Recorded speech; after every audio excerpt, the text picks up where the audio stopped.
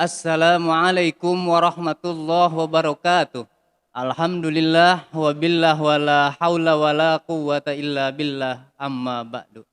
Sahabat-sahabat ASP TV yang dimuliakan oleh Allah Subhanahu wa taala, yang mudah-mudahan selalu dalam keadaan sehat walafiat sehingga dengan nikmatnya lah kita bisa melaksanakan aktivitas-aktivitas yang semestinya kita lakukan sebagai umat manusia yang beragama dan bernegara. Tak lupa saya ucapkan selamat menjalankan puasa Ramadan 1442 Hijriah. Semoga senantiasa kita selalu bisa menjalankan kewajiban-kewajibannya dengan baik dan sempurna di bulan puasa Ramadan kali ini. Tak lupa saya sampaikan juga agar kita selalu menjaga protokol kesehatan agar terhindar dari wabah COVID-19, dan kita doakan semuanya semoga wabah COVID-19 ini segera lenyap dari muka bumi ini, agar kita dapat leluasa dalam menjalankan aktivitas-aktivitas sehari-hari tanpa ada batasan-batasan. Untuk memperhemat waktu, baiklah, di bincang hukum kali ini saya akan menyampaikan sedikit uraian terkait dengan persoalan poligami. Karena biar bagaimanapun persoalan-persoalan ini selalu terjadi di masyarakat kita, sehingga perlu kita luruskan agar pelaksana dari aturan-aturan agama dan aturan-aturan negara terhindar dari persoalan-persoalan hukum baik di dunia maupun di akhirat kelak. Karena dalam kehidupan ini nantinya kita selain akan dimintai pertanggungjawaban di dunia, juga nantinya di akhirat akan dimintai pertanggungjawabannya. Untuk mengetahui bagaimana uraian selanjutnya, yuk kita simak video selanjutnya.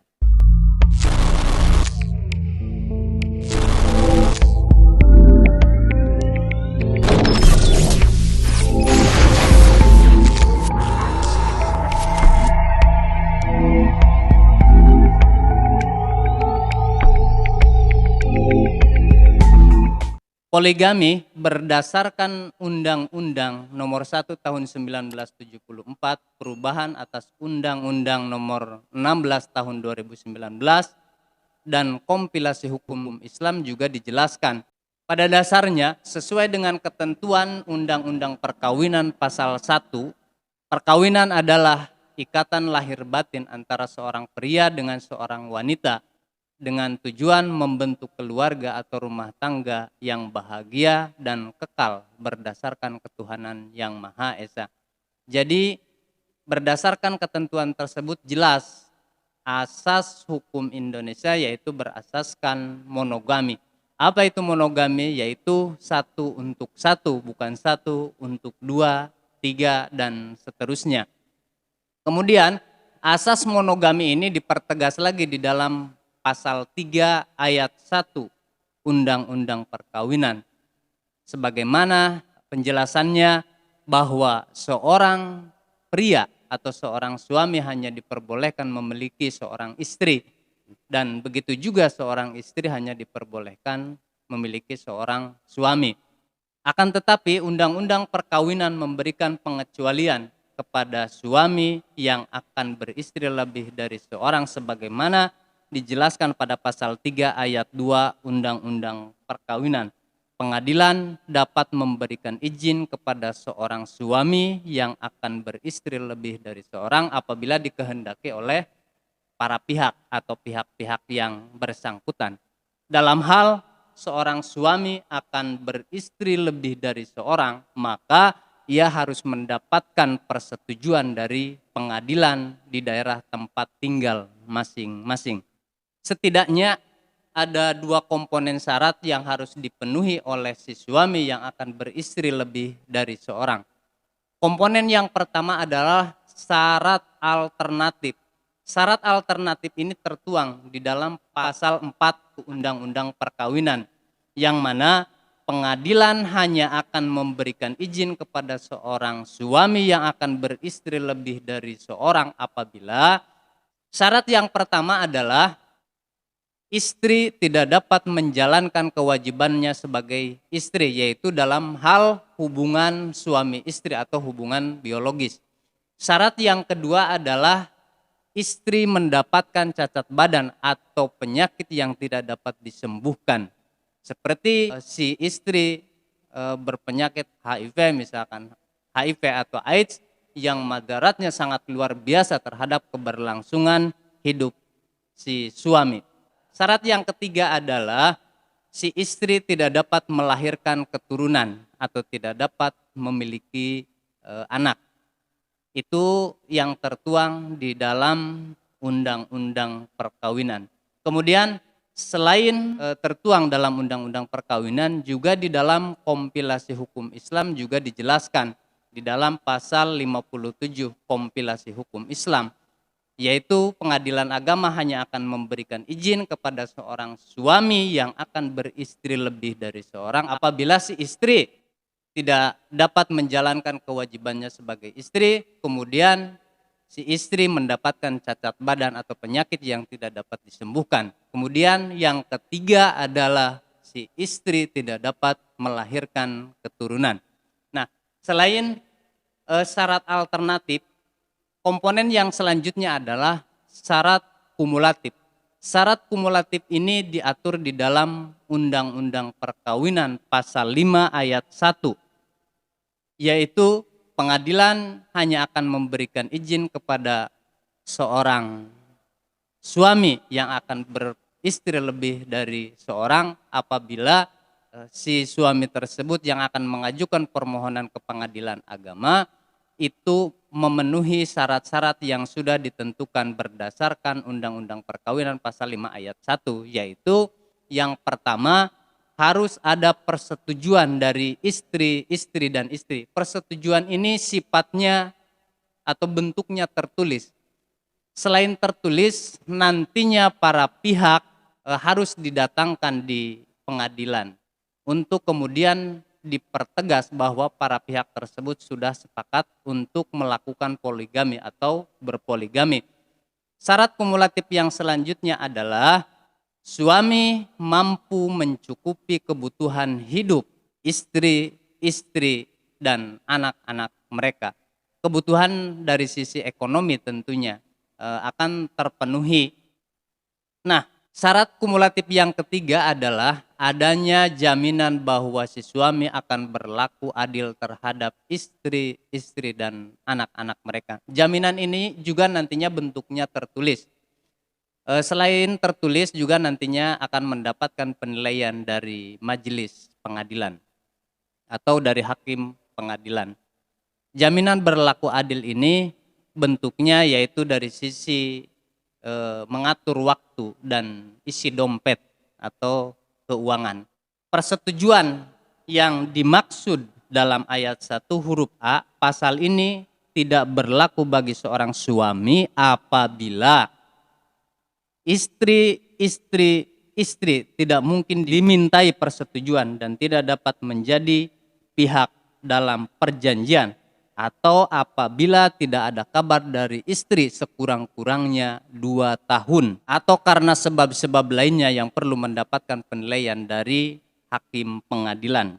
Nah, syarat kumulatif ini juga selain diatur di dalam Undang-Undang Perkawinan, juga di dalam kompilasi hukum Islam juga diatur bahwa yaitu harus adanya ada persetujuan dari istri.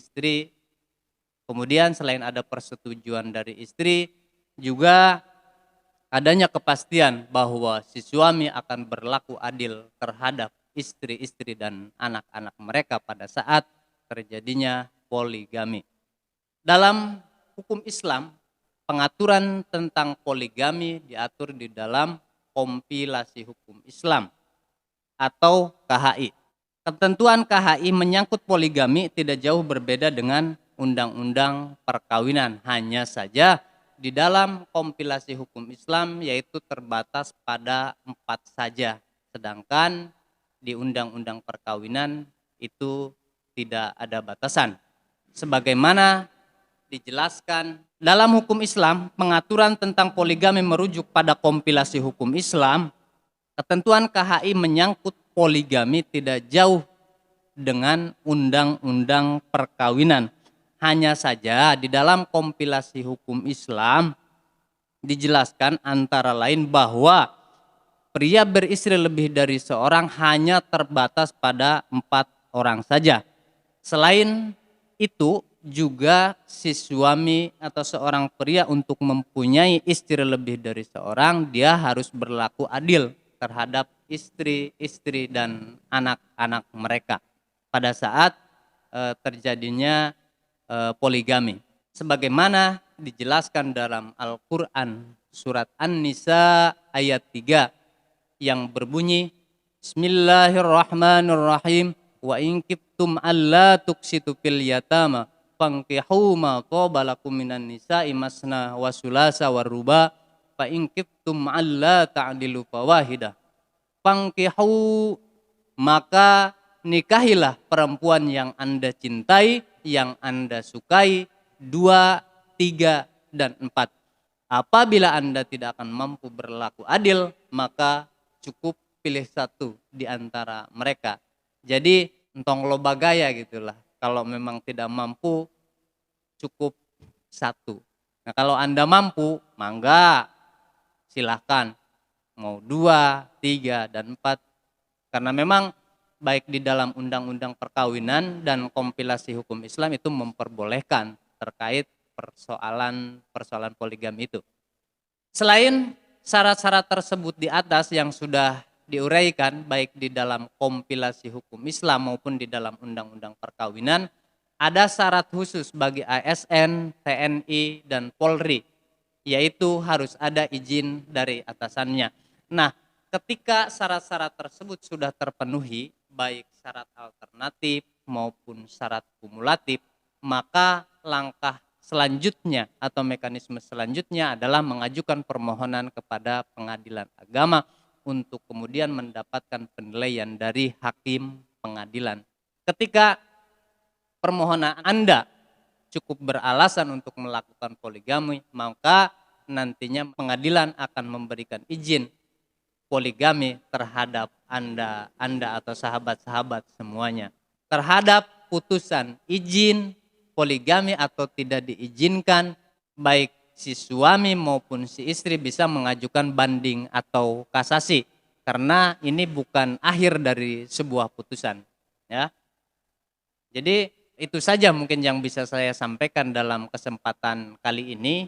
Mudah-mudahan bermanfaat, tetap pahami hukum agar kemudian kita terhindar dari persoalan hukum. Akhir kata, saya berpesan, berpoligamilah berdasarkan tuntunan undang-undang perkawinan dan kompilasi hukum Islam.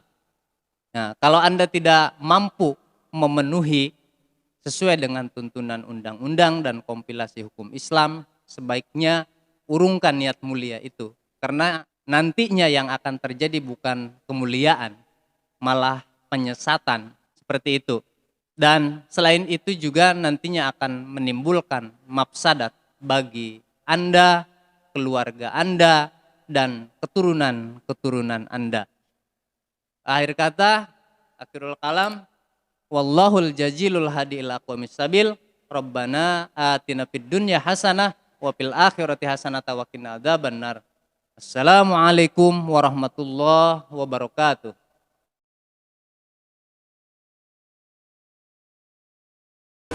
Ayo